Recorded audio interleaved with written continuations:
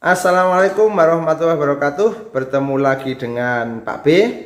Kali ini Pak B akan membahas tentang hal-hal yang atau menghindari kesalahan ya. Tadi sebelum kita berinvestasi itu kita harus tahu apa hal-hal yang tidak boleh dilaksanakan atau kesalahan-kesalahan yang sudah dilakukan orang-orang di luaran itu kita pelajari untuk tidak dilakukan lagi oleh kita.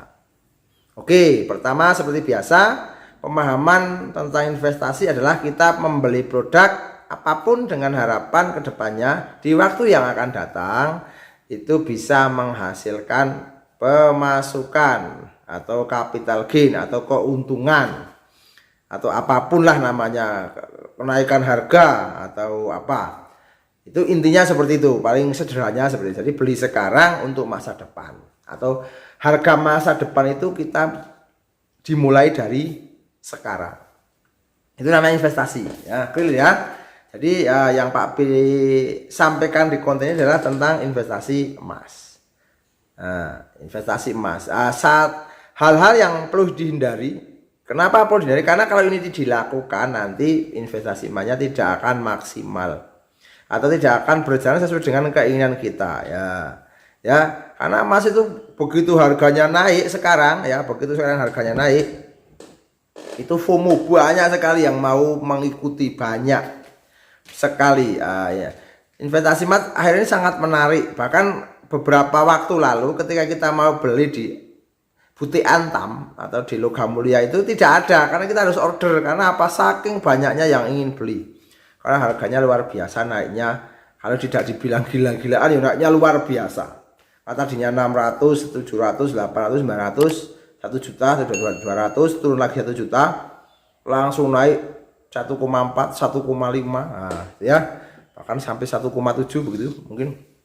Nah, ini diprediksi masih akan terus naik ketika keadaan dunia ini, baik dunia internasional maupun dunia nasional kita di negara kita itu tidak baik-baik saja. Itu emas akan menjadi semakin tinggi harganya. Nah, terus apalagi dengan berbagai kemudahan layanan investasi kan ada, bisa digital, bisa emas kecil-kecil dan sebagainya. Tapi lama-lama emas kecil-kecil itu kalau untuk investasi itu kurang worth it ya. Masih kurang worth it itu kalau tidak jangka panjang sekali itu luar biasa, sehingga mendingan emas digital terus nanti dicairkan atau kita nabung dulu terus beli emas batangan yang asli. Nah, tapi sebelum investasi tadi itu kita perlu mengetahui kesalahan-kesalahan yang sudah dilakukan beberapa orang, itu jangan kita lakukan. Yang pertama, yang paling utama, tidak punya tujuan yang jelas. Investasi itu mau buat apa? Sekedar FOMO, sekedar ikut-ikutan. Nah, itu tidak baik.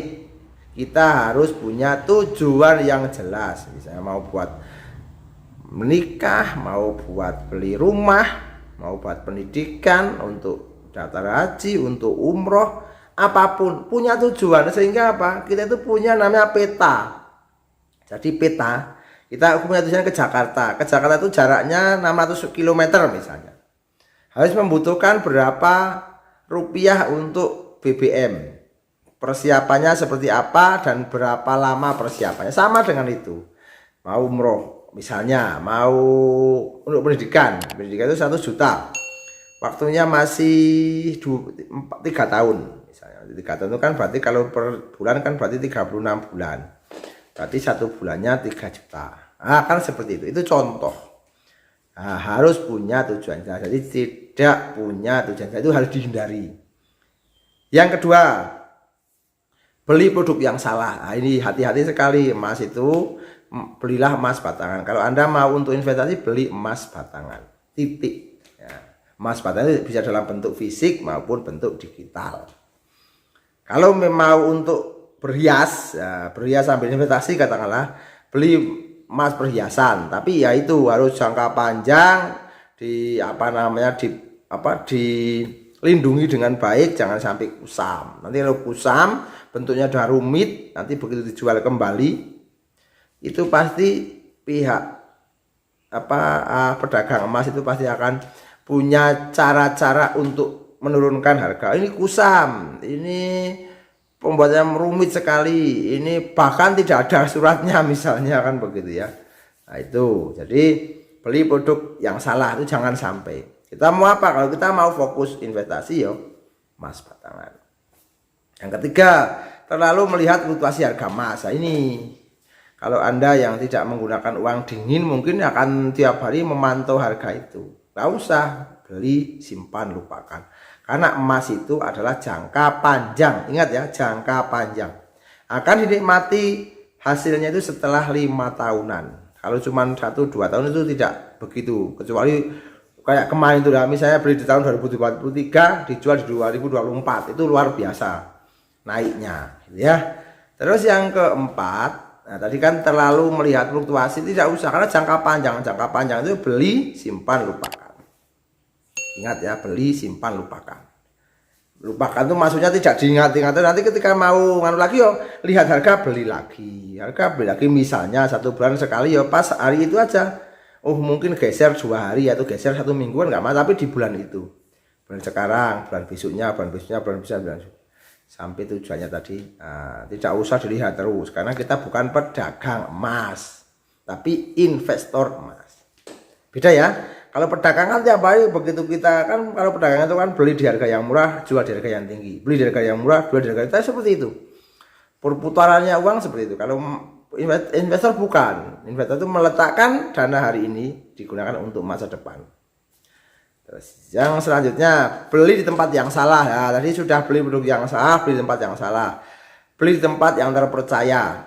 Kalau Antam ya Putih Antam, toko yang sudah besar, misalnya Semar juga punya emas Semar ya, Pegadaian atau Galeri 24 atau toko atau orang yang benar-benar terpercaya.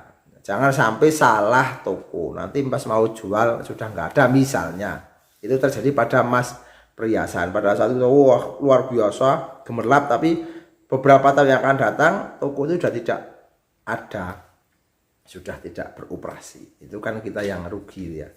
Tapi selama kalau beli emas batangan ya, kalau kita beli di Butik Antam, beli di misalnya beli di orang juga, karena memang sudah kesepakatan, sudah paham dan sudah percaya ya monggo silahkan ya. Beli tempat yang salah jangan ya. Nah, itu hindari kesalahan itu, jangan sampai ada promo yang murah, masih tidak harganya di satu tempat dan di tempat yang lain itu harganya sangat enggak ada. Misalnya di tempat yang itu 1,6, di tempat 1,2, itu justru mencurigakan yang harganya terlalu rendah. Karena selisihnya hanya 1,6, 1,68, 1,62, 1, gitu itu ya. Karena ambil spreadnya untuk keuntungan saja yang membedakan. Misalnya di kota sama di desa, kan perjalanan dari kota ke desa membutuhkan transportasi atau titipan jasa misalnya. Itu yang membedakannya seputar itu. Terus tidak punya tempat penyimpanan kalau banyak, tapi kalau dikit yo, karena cuma dikit itu kan ya enggak begitulah ya. Apalagi nanti kalau disimpan digital itu kan hanya kita punya tabungan saja. Tapi juga kalau banyak ya harus punya safe deposit box, bisa di bank, bisa di brankas di rumah. Terus yang terakhir adalah tidak mempersiapkan dana darurat dalam bentuk cash. Jadi jangan diborongkan semuanya, karena kalau diborongkan semuanya ya kalau pas darurat terus pas mau jual ternyata harganya lagi rendah sekali, kan kita rugi. Tapi kalau kita punya cash itu kan ya, cashnya itu untuk dana darurat. Atau kalau tidak ya digital lah gitu ya, biar pasti besok bisa dicairkan gitu ya. Itu bisa. Tapi Pak, kalau daruratnya sangat darurat, monggo, itu kan emas juga salah satunya sebagai dana darurat toh. Tapi setidaknya kita juga punya cash ketika kita juga menginvestasikan emas.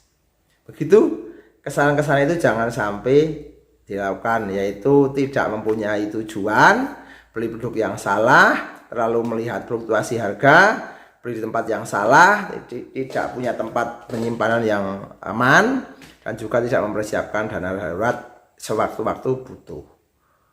Sedikit-sedikit beli emas sedikit-sedikit, beli, simpan, lupakan. See you next time.